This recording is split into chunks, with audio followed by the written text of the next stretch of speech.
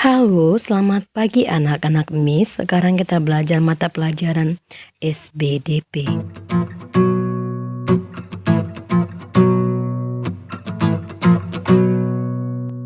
Tari daerah berpasangan. Terdapat berbagai jenis tari di Indonesia. Ada tari daerah dan ada pula tari kreasi modern. Berdasarkan banyaknya penari yang menarikan, ada tari tunggal, tari berpasangan, dan tari kelompok. Berikut beberapa contoh tari daerah berpasangan. Yang pertama, tari piring. Tari piring merupakan tarian yang berasal dari daerah Minangkabau, Sumatera Barat. Pada zaman dahulu, tari piring dipantaskan pada saat panen sebagai ungkapan rasa gembira dan syukur. Sesuai perkembangan zaman, saat ini tari piring dipentaskan pada acara-acara penting, seperti acara pernikahan. Tari piring dibawakan dalam bentuk tari berpasangan putra dan putri yang terdapat dalam sebuah kelompok pementasan.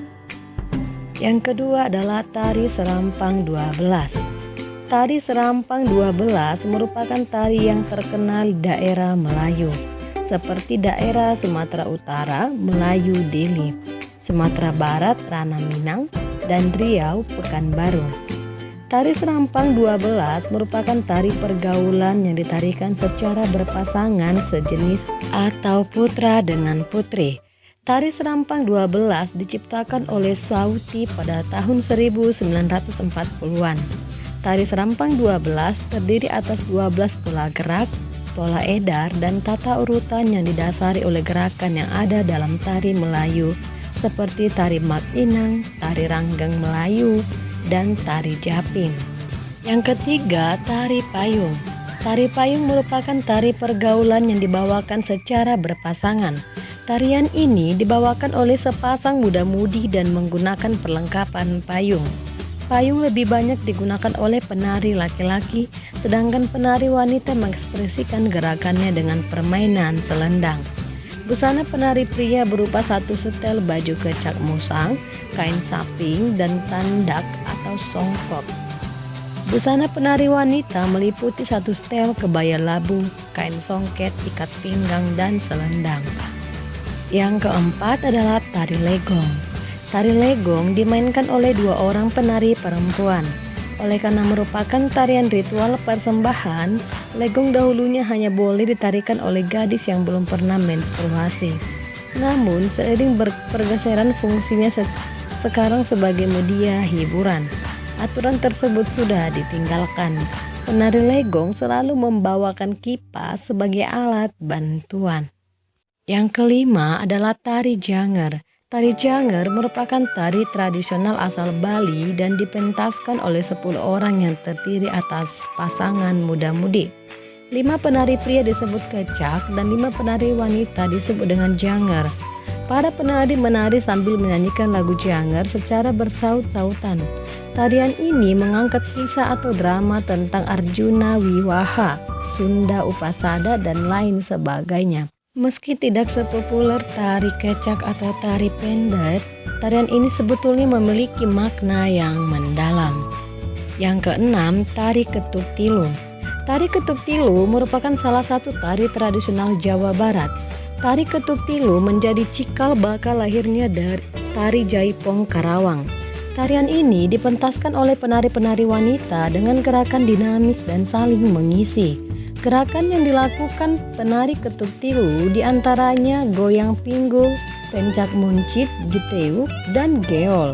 Nama ketuk tilu berasal dari bunyi tabuhan 3 buah bonang yang menjadi musik pengiringnya.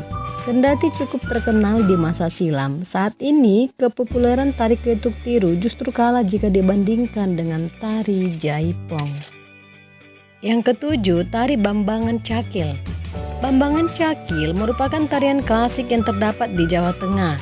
Tari Bambang Cakil menceritakan adegan perang seorang kesatria melawan raksasa.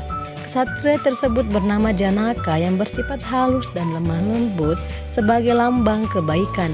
Sebaiknya raksasa bernama Cakil menggambarkan tokoh berkarakter kasar, sombong, dan beringas yang melambangkan kejahatan. Makna yang terkandung dalam tarian Bambang Cakil ialah bahwa segala bentuk kejahatan dan dan keangkara murkaan pasti akan kalah dengan kebaikan. Yang kedelapan adalah tari Japin. Tari Japin adalah sebuah tari tradisional yang berasal dari Riau. Tari ini syarat dengan nuansa keislaman hasil dari proses alkulturasi budaya Melayu dan budaya Islam di masa silam. Yang kesembilan adalah tari gandrung. Tari gandrung adalah salah satu jenis tari tradisional khas yang berasal dari Kabupaten Banyuwangi, Jawa Timur. Dalam pementasannya, tarian ini didukung berbagai unsur yaitu penari, pemusik, alat musik, nyanyian, dan gerak tari. Tari gandrung dilakukan dalam bentuk berpasangan antara perempuan dan laki-laki. Penari perempuan sebagai penari gandrung dan penari laki-laki dikenal sebagai paja. Musik pengiring tari gandrung antara lain kempul atau gong, glunting, biola, kendang, dan ketuk. Tari gandrung dipentaskan sebagai perwujudan rasa syukur masyarakat setiap kali setelah panen. Pementasan tari gandrung diselenggarakan sebagai bentuk kegembiraan dan hiburan. Tari gandrung ini akhirnya menjadi ciri khas seni tari Banyuwangi sehingga menjadi maskot kota Kabupaten Banyuwangi. Yang ke-10, tari golek menak. Tari golek menak adalah tari klasik yang lahir dari Keraton Yogyakarta.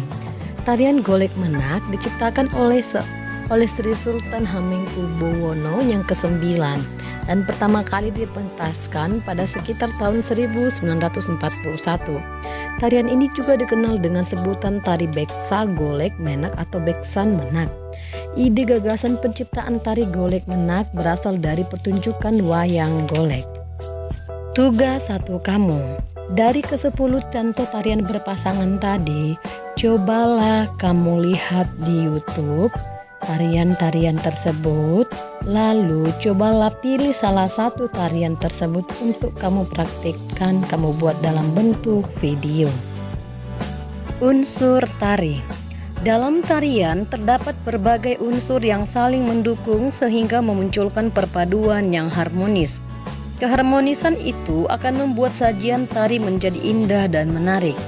Unsur tari terdiri atas gerak, busana, tata rias, properti, dan iringan. 1. Gerak. Gerak tari adalah serangkaian gerakan indah dari anggota tubuh yang dapat dinikmati oleh orang lain. Gerak tari diperagakan berdasarkan ruang, waktu, dan tenaga. Ciri khas gerak tari setiap daerah di Indonesia berbeda-beda. Gerak tari terbagi atas dua macam, yaitu gerak murni dan gerak maknawi. Gerak tari murni yaitu gerak yang tidak mengandung arti tetapi tetap mementingkan keindahan. Sebaliknya, gerak tari maknawi mempunyai arti tertentu. 2. Tata busana. Tata busana tari meliputi semua pakaian yang dikenakan penari saat mempertunjukkan suatu karya tari di atas pentas sesuai peran yang ditampilkan. Tata busana tari disesuaikan dengan konsep, tema, karakter, dan bentuk tarian. Tata busana membantu penonton menangkap ciri sebuah peran atau tokoh. Tata busana juga memperlihatkan kesesuaian hubungan antara peran dengan karakter tarian yang dibawakan. Yang ketiga, tata rias. Dalam mempertunjukkan suatu tarian, penari harus merias wajahnya. Alat-alat rias yang dipergunakan meliputi bedak, lipstik, pensil alis, dan perona mata serta perona pipi. Tujuan rias wajah untuk mengubah tampilan wajah penari sesuai dengan jenis karakter tarian yang dibawakan. Yang keempat, iringan tari. Iringan tari merupakan bunyi-bunyian untuk mendukung suasana penampilan tari. Iringan tari dapat berupa permainan alat-alat musik modern atau tradisional. Iringan tari juga dapat berupa bunyi yang berasal dari gerakan tubuh, misalnya tepuk tangan, hentakan kaki, siulan, atau nyanyian. Yang kelima, properti tari. Properti tari meliputi semua alat yang digunakan oleh penari dalam melakukan gerakan tari. Properti tari dapat berupa selendang, kipas, topeng, piring, kuda kepang, keris, tombak, tameng, atau benda-benda lain. Pemilihan properti tari disesuaikan dengan jenis tari yang akan ditampilkan. Yang keenam, tempat pertunjukan.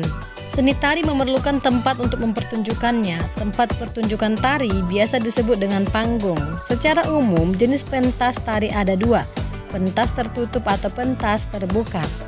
Pentas tertutup diadakan di dalam ruang kelas, gedung, atau aula. Sebaliknya, pentas terbuka dapat diadakan di lapangan, halaman rumah, atau bahkan di jalan.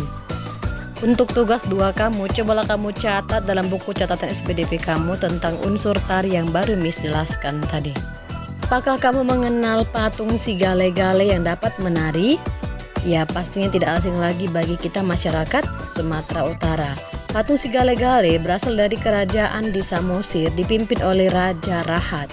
Nah, anak-anak, untuk tugas 2 kamu, carilah informasi atau sejarah mengapa patung si gale-gale dapat menari. Kamu buatlah dengan lengkap, kamu buat dalam catatan SBDP kamu. Oke anak-anak Miss, kamu memiliki tugas 3 tugas untuk materi SPDP hari ini. Kerjakan semuanya dengan baik. Oke, semangat belajar anak-anak Miss.